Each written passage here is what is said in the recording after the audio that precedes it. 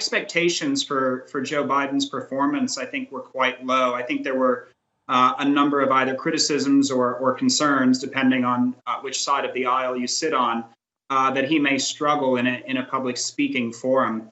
And our observation, at least initially, is that he held his own pretty well. The other issue that we were quite focused on would be what were the economic issues that Biden might try to highlight.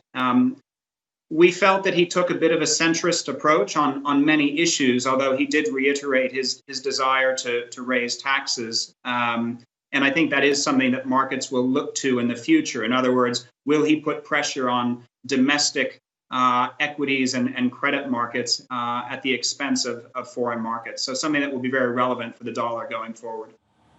Yeah, it was interesting, Eric, wasn't it? Because President Trump started off the debate almost using the socialist label several times in a row in regards to Joe Biden, but then also said Joe Biden had lost the left because he seemed to pivot away from the left on key things such as the Green New Deal. So in some ways, he did pose himself as more centrist in that regard.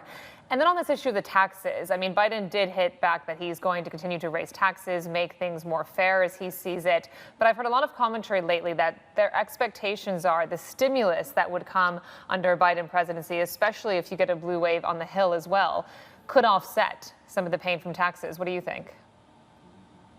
Well, as you say, Nancy, you have to look at the whole package. And one thing that strikes us as relatively clear, and I guess this is true for both candidates, is there will be an increase in spending over the next couple of years.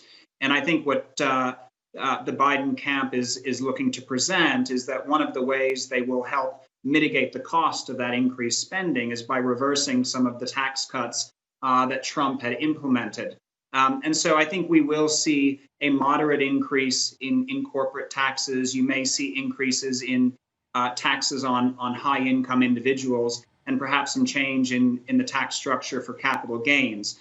I think the way that Democrats will try and present that is as a need to be more redistributive in terms of the tax take in a way that helps a broader section of the economy, and again, also uses that to fund some of their spending plans. So perhaps not as extreme left as Trump would have liked in terms of having something to attack.